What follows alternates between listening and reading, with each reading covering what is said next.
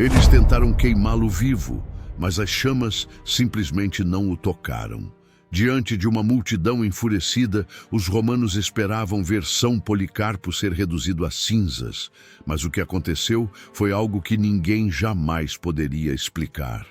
O fogo, que consumia todos os condenados, formou um escudo ao seu redor. O ancião sereno permaneceu de pé, intocado pelas chamas, enquanto o governador e seus soldados observavam em choque. Como isso foi possível? Que segredo há por trás desse milagre impressionante? Poucos conhecem a verdadeira história desse mártir que desafiou o Império Romano com uma fé inabalável. Hoje você vai descobrir cada detalhe desse momento que mudou o cristianismo para sempre e que pode transformar sua própria fé. Fique comigo até o final e se inscreva no canal Vozes Sagradas. Vamos começar? O vento soprava forte sobre a cidade de Esmirna naquela noite. As ruas, feitas de pedra, refletiam a luz bruxuleante das tochas espalhadas pelos becos estreitos. O cheiro do mar, que não estava longe dali, se misturava ao aroma dos mercados fechados, onde horas antes as vozes dos mercadores se misturavam às dos clientes que negociavam peixe, azeite e especiarias vindas de terras distantes. Esmirna era um lugar de contrastes. Uma cidade vibrante, onde o comércio florescia, mas onde também se erguiam os templos pagãos, suas colunas imponentes dedicadas aos deuses de Roma. Para os cristãos que viviam ali, a cidade era tanto um lar quanto um campo de batalha invisível, onde a fé precisava ser vivida com prudência e coragem. Foi nesse cenário que, por volta do ano 69 d.C., nasceu aquele que viria a ser um dos maiores mártires da Igreja, Policarpo. Desde pequeno, Policarpo se destacava entre as outras crianças. Ele não era um menino comum. Seus olhos pareciam carregar uma curiosidade intensa sobre o mundo, mas não era uma curiosidade infantil e passageira. Era um olhar profundo, como se ele buscasse algo maior do que aquilo que seus olhos podiam ver. Enquanto outras crianças corriam pelas ruas despreocupadamente, ele se detinha em conversas com os mais velhos, ouvindo atentamente cada história, cada ensinamento, como se estivesse absorvendo cada palavra para algo que nem ele mesmo compreendia completamente. A casa onde Policarpo cresceu não era rica, mas era um lugar de paz.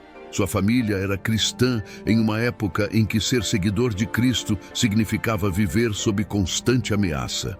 Muitos cristãos desapareciam misteriosamente, levados pelas autoridades romanas, e o medo era uma sombra que nunca os abandonava.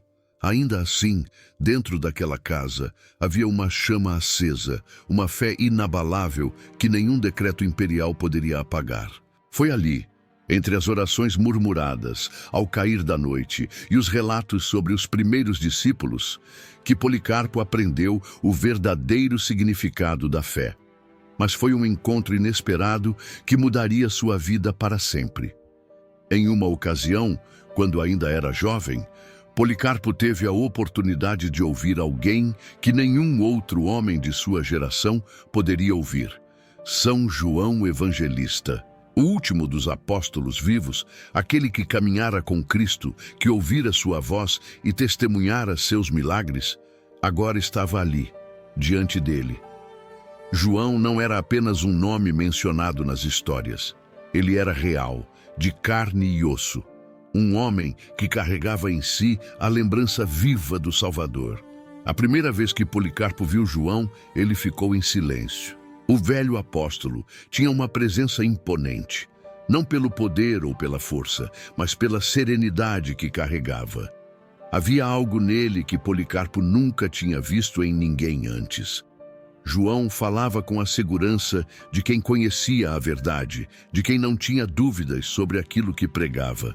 E quando João olhou para ele, foi como se enxergasse algo que ninguém mais via: um chamado, um destino que ainda estava por se cumprir. Os dias que se seguiram foram de aprendizado intenso. João não falava apenas de doutrina, mas de algo muito maior. Ele falava de amor. O mesmo amor que ele vira nos olhos de Cristo, que ouvira em suas palavras e que agora tentava transmitir a uma nova geração de cristãos que nunca haviam visto o Mestre, mas que ainda assim o seguiam com fervor. Para Policarpo, cada ensinamento era um tesouro. Ele ouvia atentamente cada palavra de João, tentando memorizar tudo, sabendo que um dia aquelas palavras seriam sua única arma contra um mundo que não aceitava sua fé. Com o passar do tempo, João começou a confiar cada vez mais em Policarpo. Ele via naquele jovem algo que o diferenciava dos outros. Enquanto muitos se preocupavam com as perseguições ou buscavam formas de viver discretamente dentro do Império Romano, Policarpo parecia ter uma fé que não conhecia hesitação. Ele não tinha medo, não buscava atalhos, e João sabia que a igreja precisaria de homens assim quando os apóstolos não estivessem mais lá. Em uma das últimas vezes que se encontraram, João segurou a mão de Policarpo e olhou em seus olhos. "Nunca se afaste da verdade", disse ele, com a voz carregada de uma urgência que Policarpo nunca esqueceria. "O mundo tentará apagar a luz que carregamos, mas essa luz não pertence a nós. Ela vem dele." Policarpo assentiu, mas naquele momento ele ainda não compreendia completamente o que aquilo significava. Não sabia que um dia estaria diante de um tribunal romano, ouvindo uma sentença de morte por se recusar a negar esse mesmo Cristo de quem João falava. Não sabia que enfrentaria o fogo, o aço e a multidão enfurecida. Mas algo dentro dele já sabia que sua vida não seria como a dos outros. Quando João partiu, já idoso e carregado de anos de missão, Policarpo sentiu que uma nova etapa se iniciava. Ele já não era apenas um jovem cristão. Ele carregava consigo um legado. O último apóstolo havia partido, mas sua voz não seria silenciada. Ele sabia que a igreja precisava de pastores que protegessem a fé como um pastor protege suas ovelhas dos lobos. E no fundo de seu coração, Policarpo compreendeu que esse seria seu papel. Naquela noite, enquanto olhava para o céu estrelado de Esmirna, ele sentiu que algo maior estava para acontecer. Ele não sabia exatamente o que, mas não tinha medo.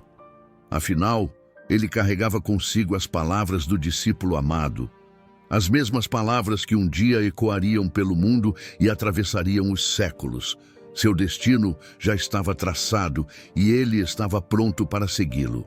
O vento cortava as colinas de Esmirna quando Policarpo saiu para caminhar ao entardecer. As ruas estreitas da cidade estavam mais agitadas do que de costume. Os comerciantes apressavam-se em fechar suas tendas, as mulheres carregavam jarros de água enquanto chamavam pelos filhos, e os soldados romanos passavam em suas patrulhas, suas armaduras refletindo os últimos raios dourados do sol. O mundo estava mudando. As perseguições contra os cristãos estavam se tornando mais violentas e implacáveis. E mesmo aqueles que antes apenas observavam, agora precisavam escolher um lado. Mas Policarpo não tinha dúvidas sobre qual caminho seguir. Ele estava prestes a assumir o peso de um chamado que exigiria não apenas sua fé, mas sua própria vida. Não se tornava bispo de Esmirna qualquer homem. A cidade, uma das mais importantes da Ásia Menor, era um reduto estratégico do cristianismo primitivo. Era um lugar onde a fé florescia, mas também onde os olhos do império estavam sempre atentos. O cristianismo crescia e começava a incomodar os poderes romanos, que viam aquela nova fé como uma ameaça. Policarpo, escolhido para liderar os fiéis, não herdava apenas um título. Ele assumia um risco que poderia lhe custar tudo. Mas para ele, aquilo não era um fardo, era uma missão. Os anciãos da igreja se reuniram em segredo. A escolha de Policarpo como bispo não foi uma decisão simples, mas uma necessidade. O povo precisava de alguém que fosse mais do que um líder. Precisava de um pastor. E Policarpo não era apenas um homem de fé, mas alguém que carregava em sua memória os ensinamentos diretos de São João Evangelista. Ele era um elo vivo entre os apóstolos e a nova geração de cristãos, um testemunho autêntico da tradição e da verdade. Quando lhe foi dada a missão, ele aceitou sem hesitação. Não havia espaço para medo ou incerteza. Ele sabia o que o esperava e estava disposto a enfrentar cada provação com a coragem que vinha não dele, mas de Deus. As ameaças não tardaram a chegar. Os romanos, que até então viam o cristianismo como apenas mais uma seita entre tantas que surgiam, começaram a perceber que aquilo era diferente. Os cristãos não se curvavam aos deuses do império. Eles não ofereciam incenso a César, não participavam dos rituais pagãos. Para os romanos, aquilo não era apenas teimosia, era um ato de rebelião. E se havia algo que Roma não tolerava, era um povo que ousava desafiar sua autoridade. A ordem era clara: qualquer um que se recusasse a prestar culto ao imperador deveria ser punido. As prisões começaram. Homens e mulheres eram arrastados de suas casas, levados aos tribunais e forçados a escolher. Ou renunciavam à sua fé, ou enfrentavam a tortura e a morte. O povo assistia aterrorizado. Havia aqueles que resistiam até o fim, e outros que, pressionados pelo medo, negavam a Cristo para salvar suas vidas.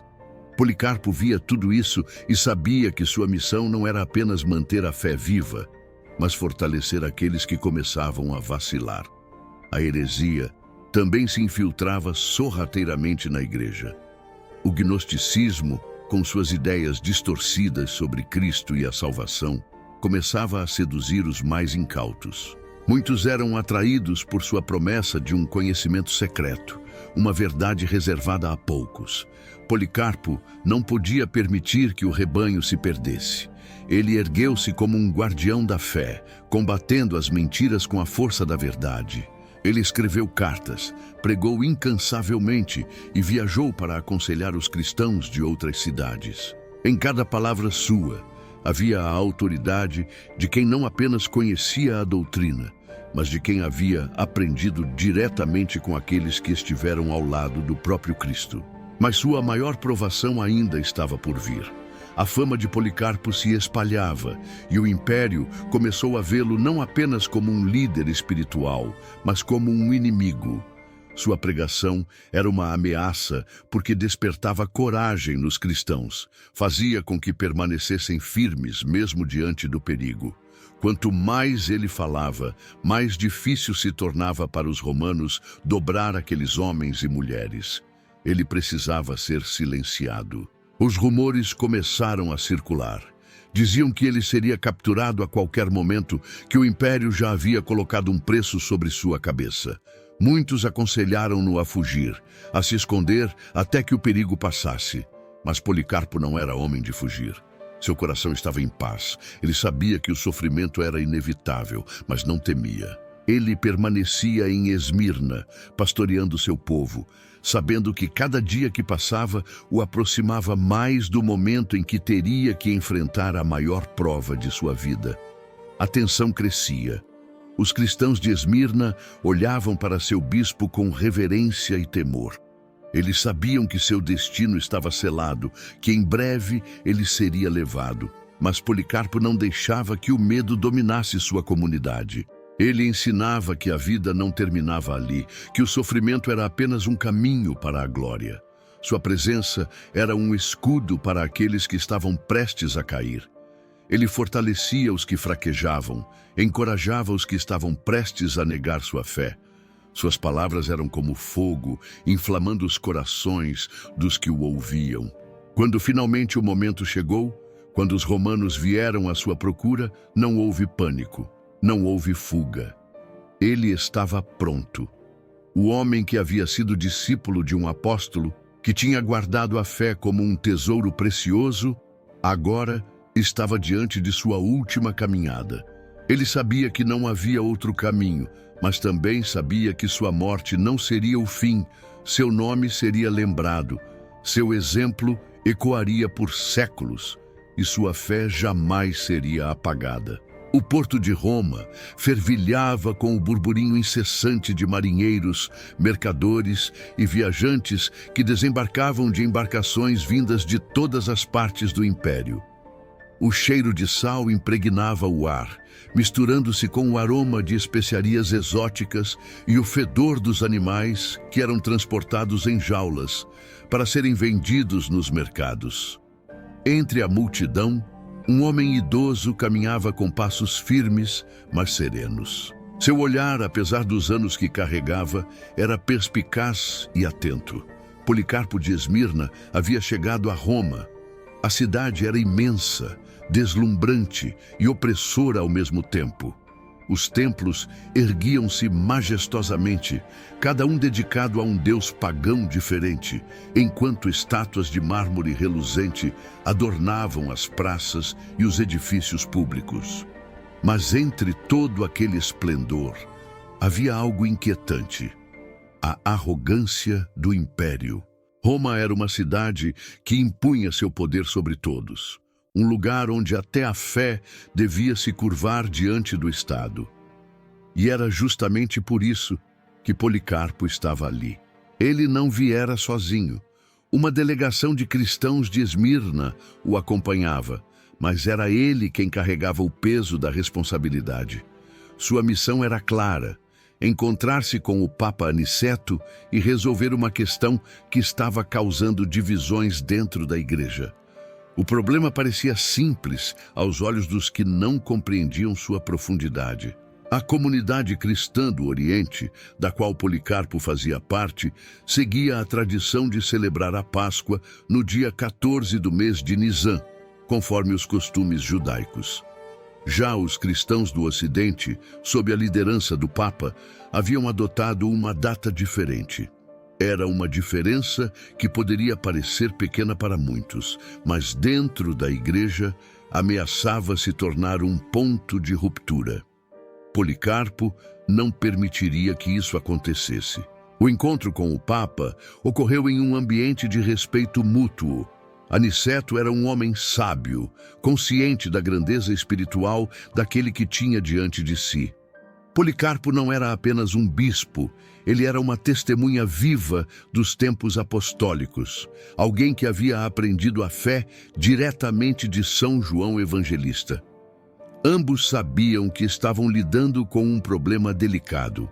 Se a igreja se dividisse sobre um ponto como esse, que outras discórdias poderiam surgir no futuro? As discussões foram longas.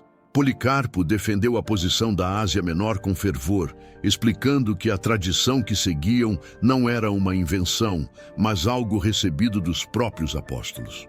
O Papa, por sua vez, expôs a visão do Ocidente, argumentando que a unificação da data da Páscoa poderia fortalecer a Igreja diante dos desafios que enfrentava. Havia tensões no ar, mas o respeito entre os dois homens impediu que qualquer hostilidade se instaurasse. No final, decidiram algo que mostrava a verdadeira grandeza do cristianismo. Eles permaneceriam cada um em sua tradição, sem que isso se tornasse um motivo de divisão. Não havia vencedores ou derrotados, havia apenas a unidade da fé. A decisão trouxe alívio e paz.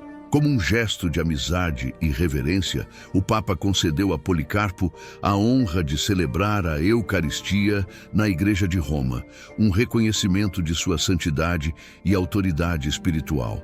Era um momento de triunfo silencioso. A fé cristã, ainda jovem, mostrava-se mais forte do que as tentativas do inimigo de semear discórdia. O cristianismo não seria dividido. A verdade, afinal, não precisava de imposição, apenas de testemunho. Mas Policarpo sabia que sua missão em Roma não estava completa. Ele ouvira relatos preocupantes sobre uma seita que crescia nas sombras da cidade, espalhando doutrinas distorcidas e atraindo cristãos ingênuos para o erro. Os gnósticos, liderados por um homem chamado Marcião, pregavam uma visão deturpada do Evangelho, negando a verdadeira humanidade de Cristo e apresentando um Deus estranho que nada tinha a ver com o Deus que Jesus revelara. Para Policarpo, aquilo era mais do que uma simples divergência teológica. Era uma ameaça mortal à fé. A ocasião para o confronto surgiu quando Policarpo encontrou Marcião em um dos espaços públicos de Roma. O herege, ao vê-lo, aproximou-se com um sorriso calculado. Ele sabia quem era aquele velho bispo de Esmirna.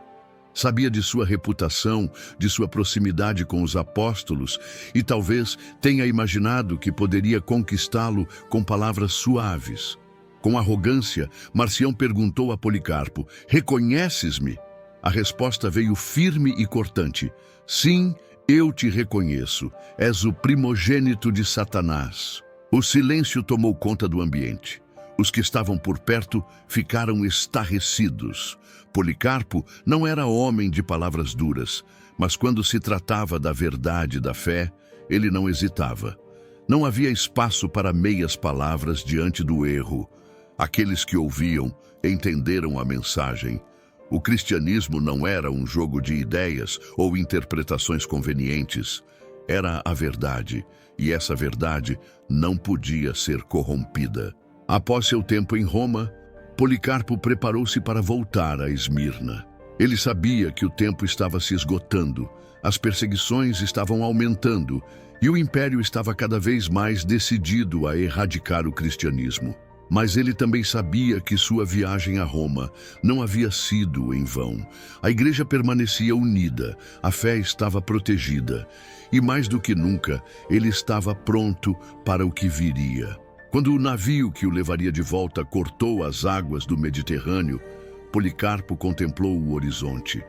O vento soprava forte e as ondas batiam contra o casco da embarcação.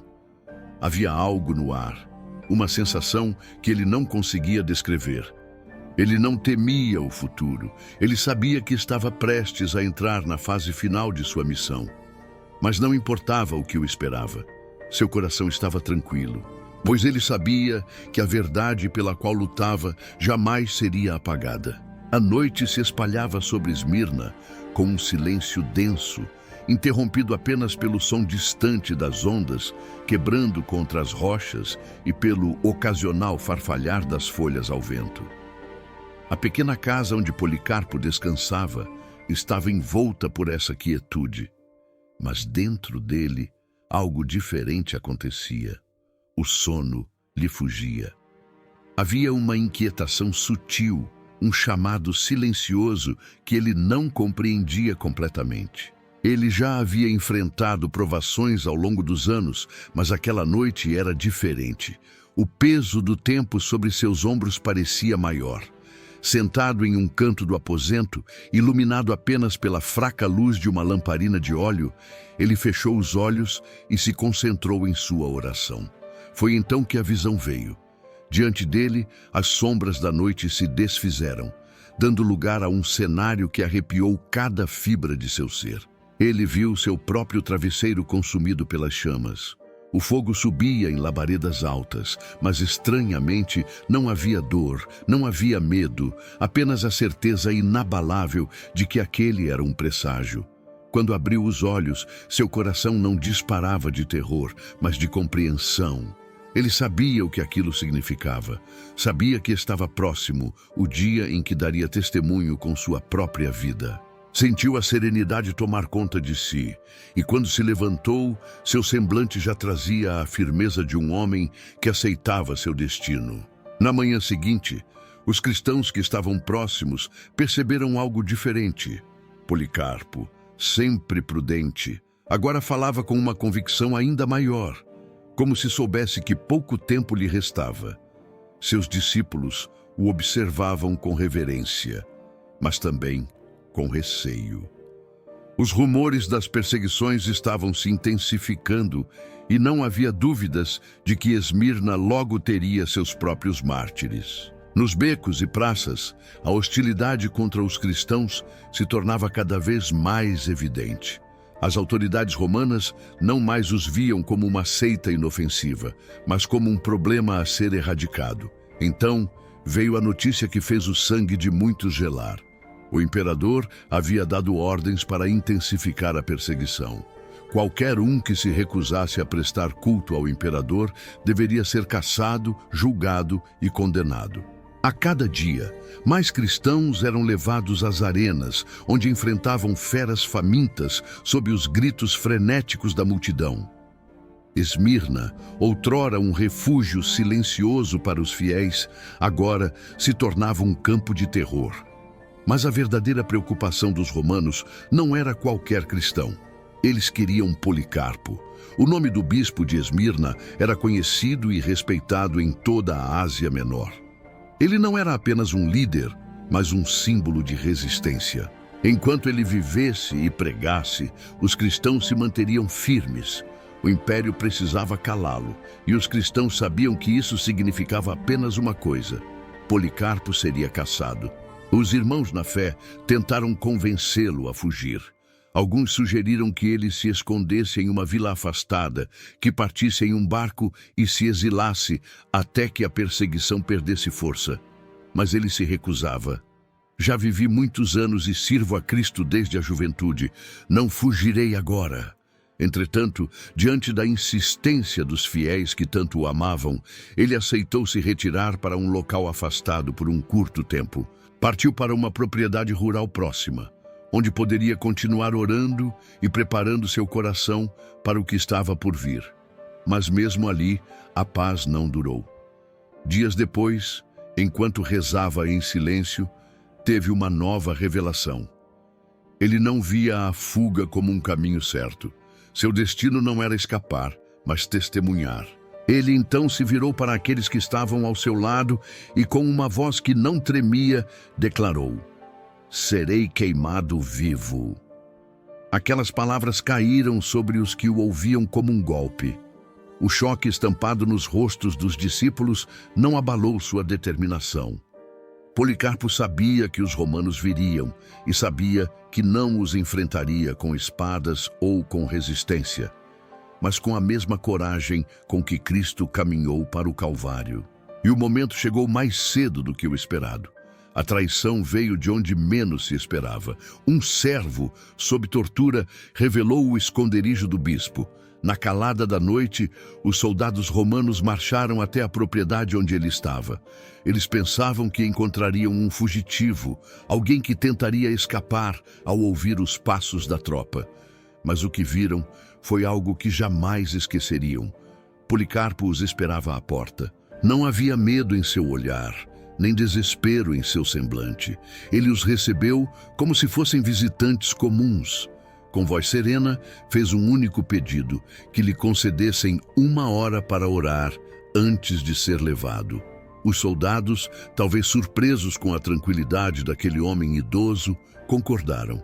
E o que testemunharam naquela hora foi algo que nenhum deles seria capaz de explicar. Policarpo orou como se estivesse conversando com alguém que podia ver diante dele. Suas palavras eram cheias de gratidão, de entrega, de certeza. Os soldados, acostumados a capturar criminosos em fuga, estavam perplexos. Alguns, segundo relatos, sentiram o coração vacilar ao vê-lo. Como era possível que um homem prestes a ser condenado rezasse não por si mesmo, mas pelos outros? Quando terminou, levantou-se e olhou para os soldados. Estava pronto.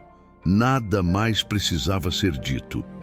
Eles o levaram para Esmirna e, enquanto caminhava pelas ruas, seu rosto não era o de um prisioneiro. Era o de um homem que já enxergava além daquele momento. A cidade estava tomada por murmúrios quando souberam que Policarpo fora capturado. Os cristãos se escondiam, temendo o que viria a seguir. Os pagãos se perguntavam se aquele velho homem cederia diante da morte ou se seria mais um a desafiar o poder do império. Mas aqueles que o conheciam sabiam que a resposta já estava selada. Seu destino estava traçado, e ele caminhava para ele sem hesitação. A notícia de sua captura se espalhou rapidamente, e com ela a tensão crescia. O que aconteceria com Policarpo? Ele negaria sua fé para salvar a própria vida? Ou sua coragem se manteria firme até o fim? E assim, ele foi levado. Não mais um líder invisível nas sombras, mas agora um prisioneiro diante do império. O julgamento viria, a arena aguardava, e o fogo, que ele já havia visto em sua visão, se aproximava. A noite caía sobre Esmirna como um véu denso e impenetrável. As ruas estreitas e sinuosas, que durante o dia fervilhavam de vida, agora estavam quase desertas, exceto pelos passos apressados de patrulhas romanas que cruzavam a cidade com tochas em punho. O ar carregava um peso invisível, um prenúncio do que estava por vir. A tensão se espalhava entre os cristãos como um incêndio incontrolável. A ordem já havia sido dada. Policarpo, o líder da fé naquela região, deveria ser encontrado e levado diante do governador. Seu nome ecoava nas praças, nas tavernas e nos corredores do tribunal. O império queria fazer dele um exemplo. Os irmãos na fé, sabendo que seu amado bispo era um alvo, o haviam convencido a deixar a cidade por um curto período.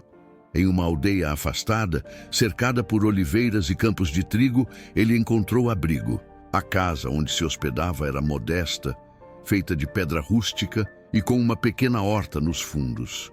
Ali, em meio ao silêncio do campo, ele orava sem cessar.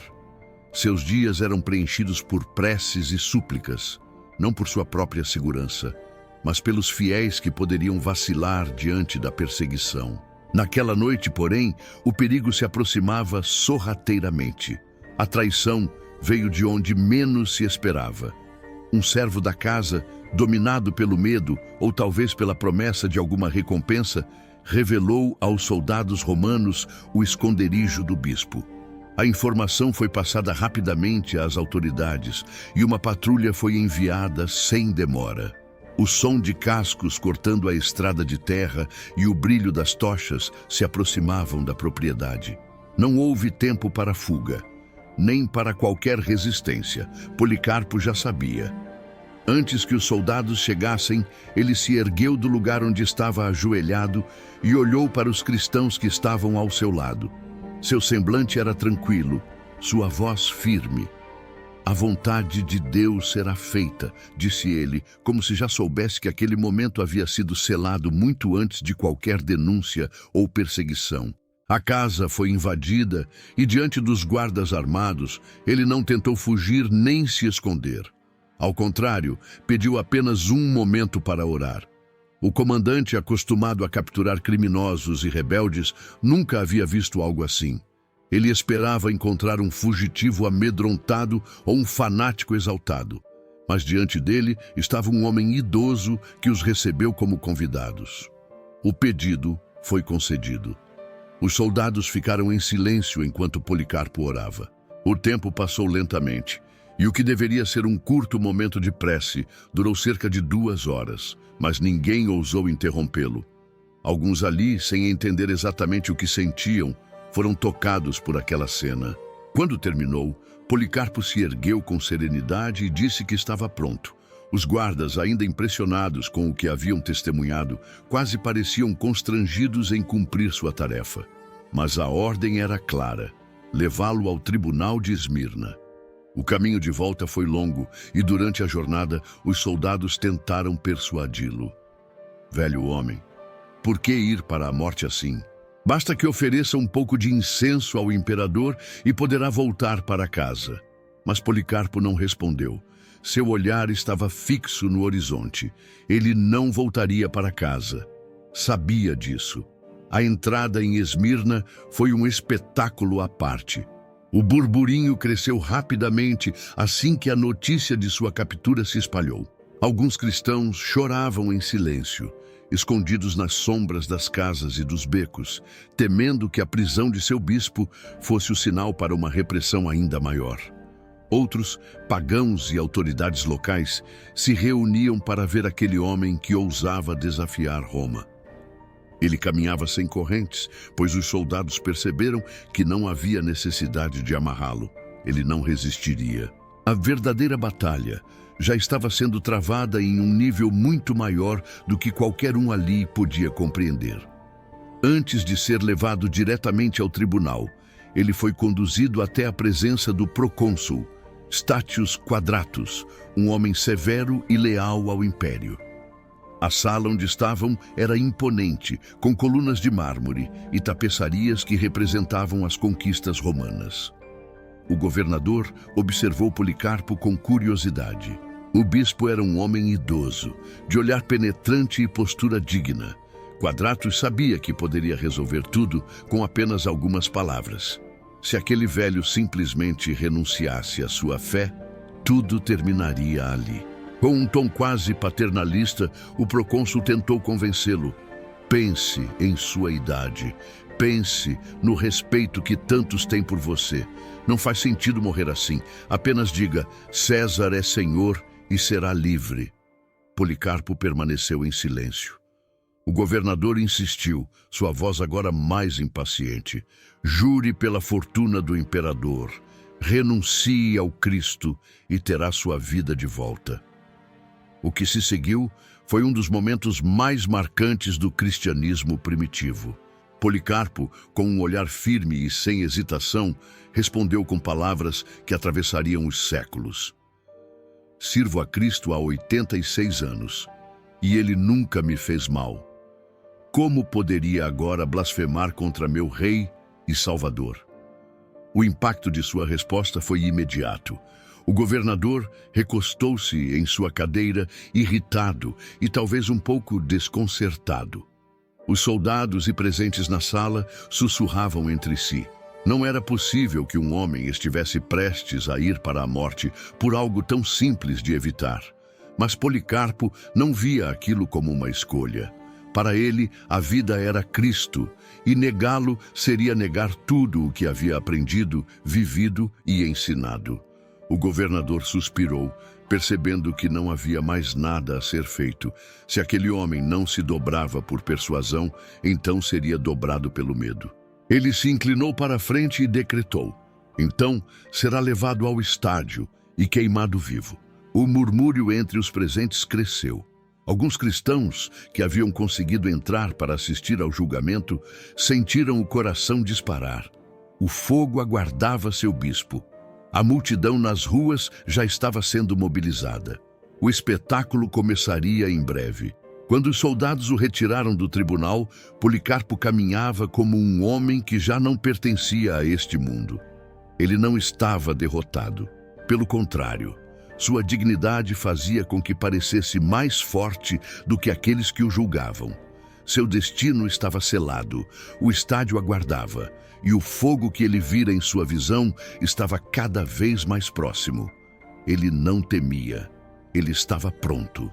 Os portões do estádio de Esmirna abriram-se com um estrondo seco e a multidão que já aguardava ansiosa explodiu em murmúrios e exclamações. O grande anfiteatro, onde tantas vezes os espetáculos de sangue haviam entretido os cidadãos, agora se preparava para receber um prisioneiro incomum. O ar estava pesado, carregado de poeira e da expectativa cruel dos que haviam se reunido ali, não para assistir a um gladiador lutando contra feras, mas para testemunhar a condenação de um homem que ousara desafiar o império com nada além de sua fé. Quando Policarpo entrou no estádio, amparado pelos soldados que o escoltavam, um silêncio estranho tomou conta do espaço por um breve momento. Não havia nada naquele idoso que inspirasse temor físico. Ele não era um guerreiro, não portava armas, não esboçava qualquer resistência, mas sua simples presença impunha um respeito involuntário. Seu rosto, marcado pelo tempo, estava sereno.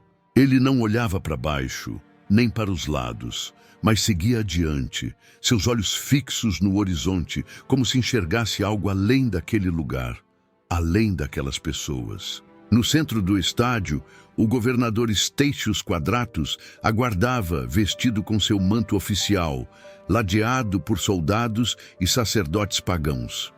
Sua expressão era impassível, mas havia algo em seu olhar que denunciava uma ponta de irritação. Havia lidado com muitos rebeldes ao longo de sua carreira, mas este homem idoso diante dele não parecia um rebelde. Parecia apenas inquebrantável.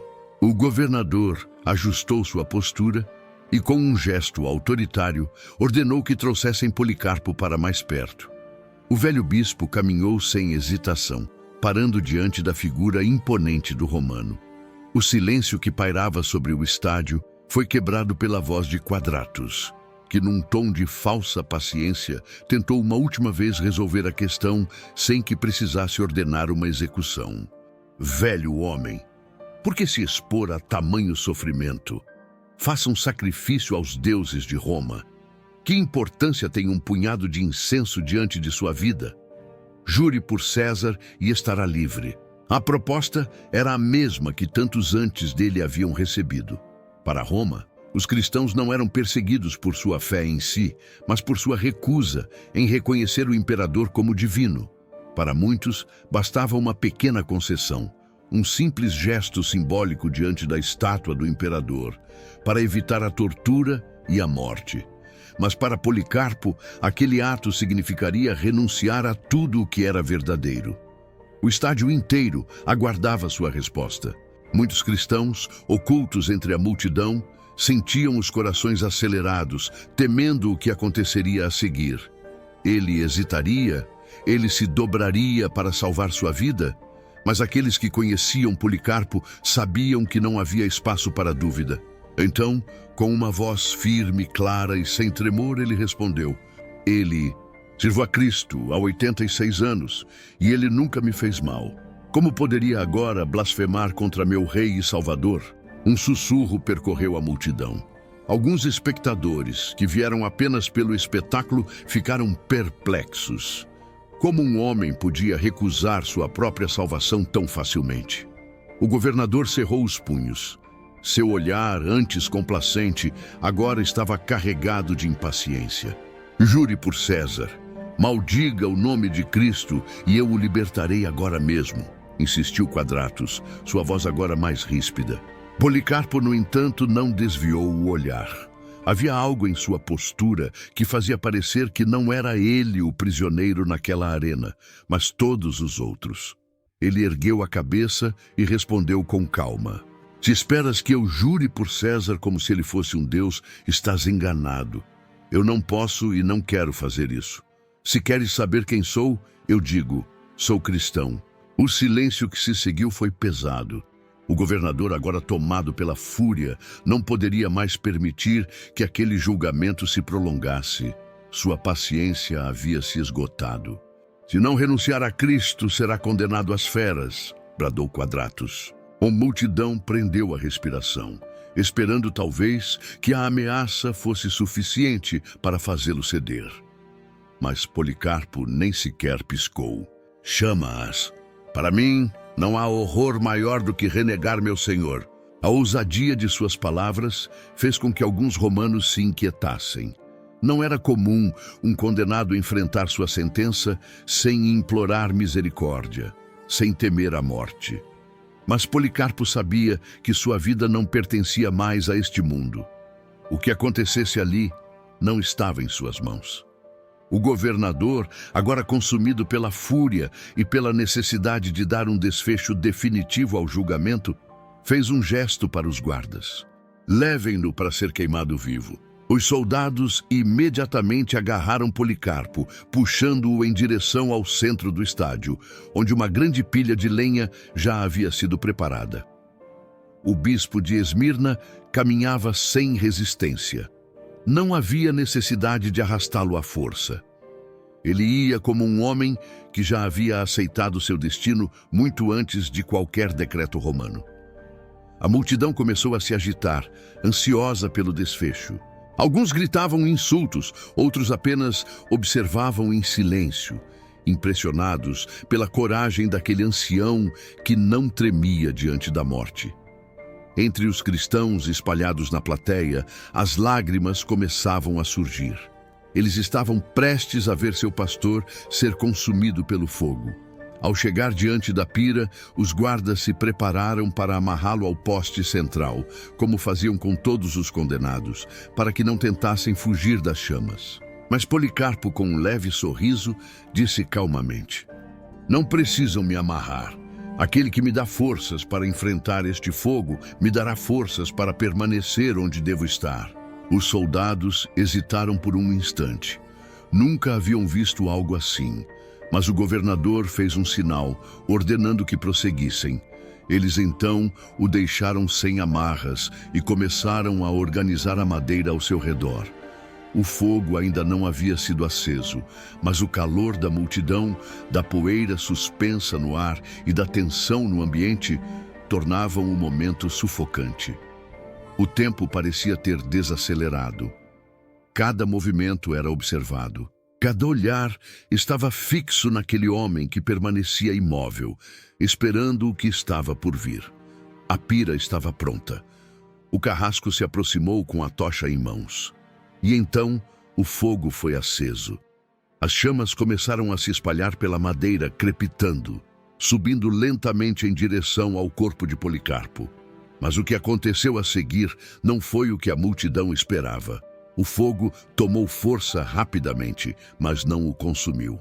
As chamas, em vez de envolverem seu corpo, formaram uma espécie de arco ao seu redor, como se o estivessem protegendo. A luz dançava ao seu redor, mas não o tocava. A multidão começou a murmurar e alguns gritos de espanto ecoaram pelo estádio. Os romanos observavam incrédulos. Os cristãos viam o que parecia ser um sinal do céu. Ali, no centro daquele espetáculo de morte, Policarpo estava intacto. Mas o governador não queria mais milagres. Se o fogo não podia consumi-lo, outro método seria usado.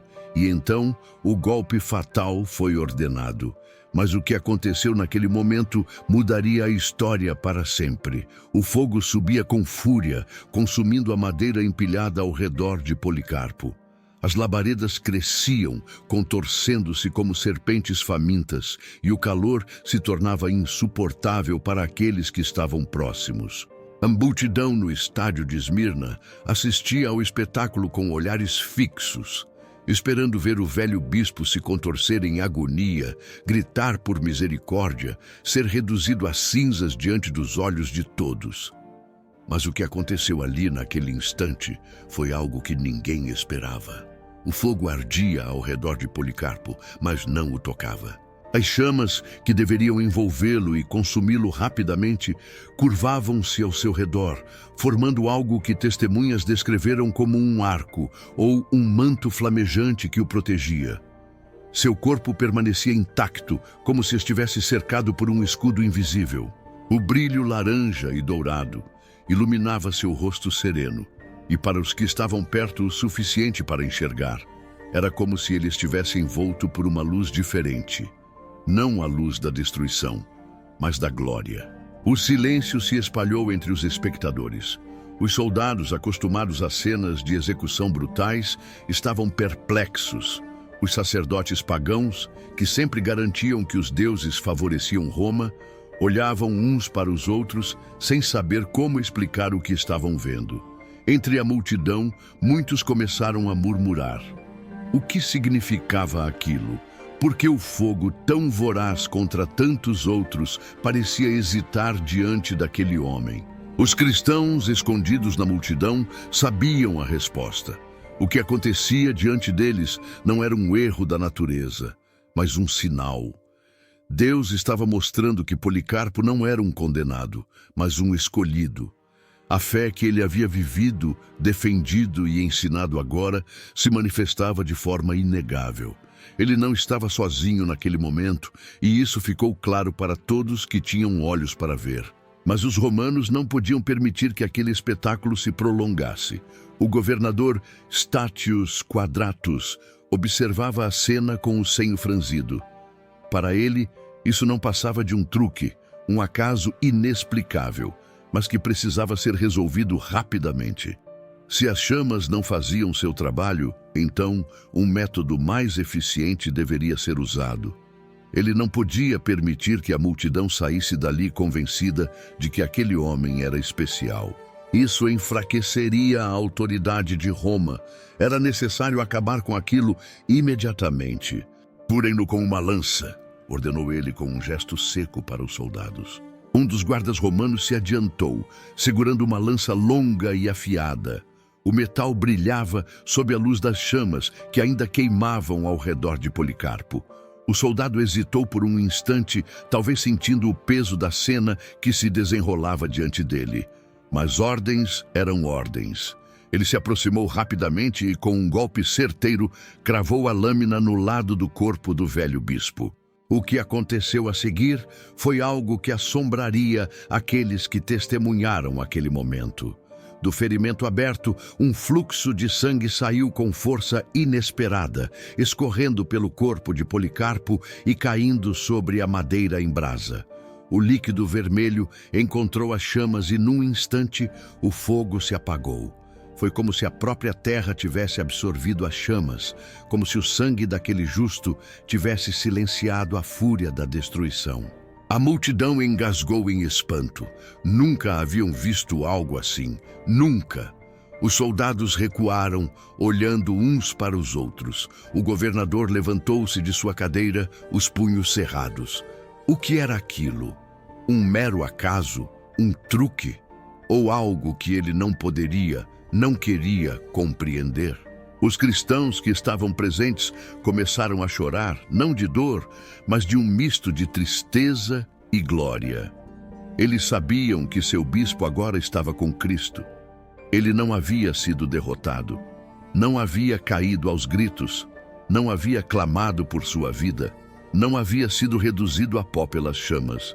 Pelo contrário, sua morte havia sido um testemunho vivo daquilo que ele sempre pregou.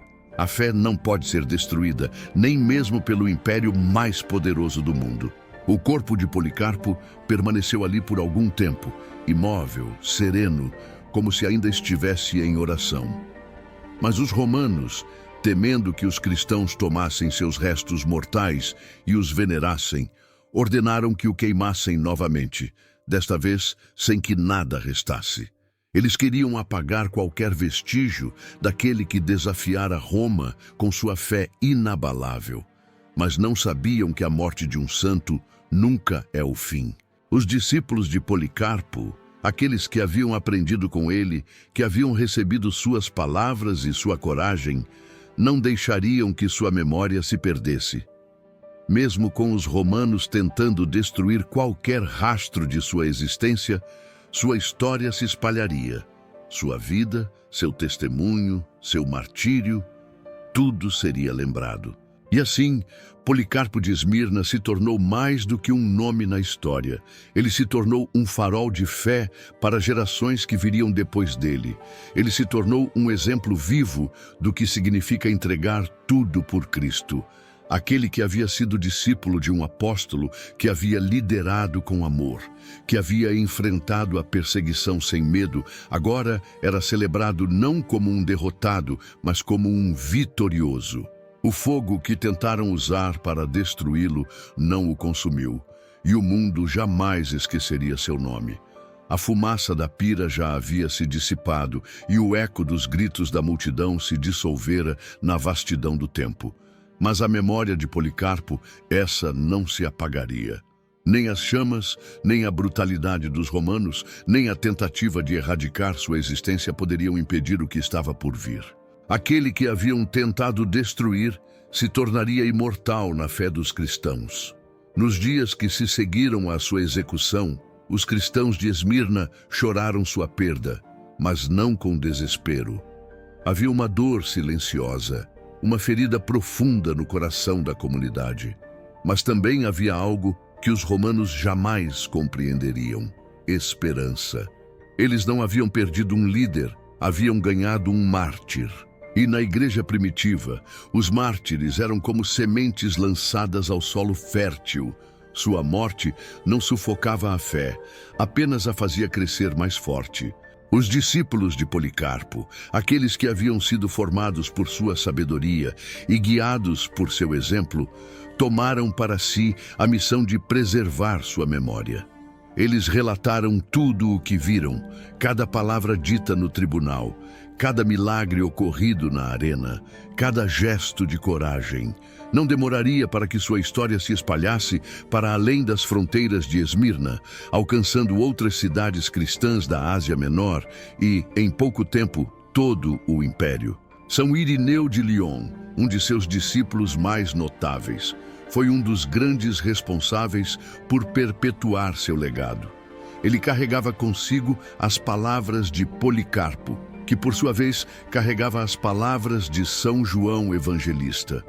Essa linhagem espiritual era um elo direto com os tempos apostólicos, um fio inquebrantável que ligava a nova geração de cristãos àqueles que haviam caminhado com o próprio Cristo.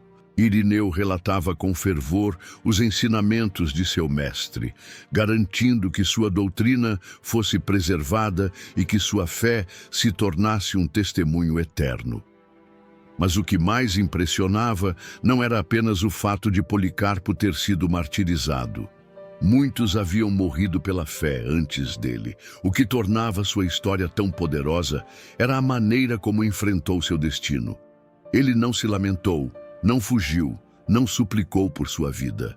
Caminhou para a morte com a mesma serenidade com que havia caminhado pela vida, confiante de que sua entrega não era um fim, mas um novo começo. Isso fez com que seu nome ecoasse, não apenas entre os cristãos de sua época, mas por todos os séculos que se seguiram. Os romanos, ao contrário do que esperavam, não conseguiram apagar sua influência. As tentativas de destruir seu corpo, de erradicar qualquer vestígio de sua existência, foram inúteis. Seus seguidores mantiveram viva sua história, transmitindo-a de geração em geração. Logo, sua figura se tornou símbolo de resistência, um modelo para todos aqueles que enfrentariam perseguições futuras.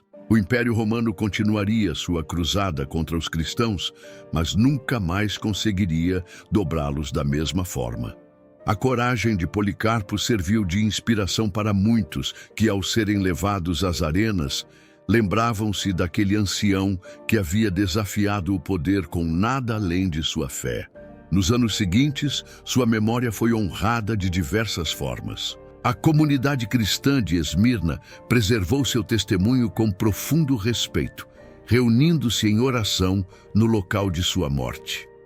Sua festa passou a ser celebrada anualmente, e os registros de seu martírio se tornaram um dos mais antigos relatos cristãos sobre a morte de um santo. Foi através desses registros que os fiéis puderam compreender não apenas sua história, mas a essência do verdadeiro testemunho cristão. Com o passar dos séculos, igrejas foram erguidas em sua homenagem. Sua influência se espalhou por toda a cristandade, atravessando fronteiras e resistindo ao tempo. Policarpo não foi esquecido. Seu nome, que os romanos tentaram apagar, permanece vivo até hoje, não como o de um derrotado, mas como o de um vencedor. Sua vida e morte se tornaram um farol para aqueles que enfrentam provações, um lembrete de que a verdadeira vitória não pertence àqueles que impõem o medo, mas àqueles que permanecem firmes na verdade. O fogo que tentaram usar para consumi-lo se apagou, mas a chama da sua fé, essa jamais se extinguiu.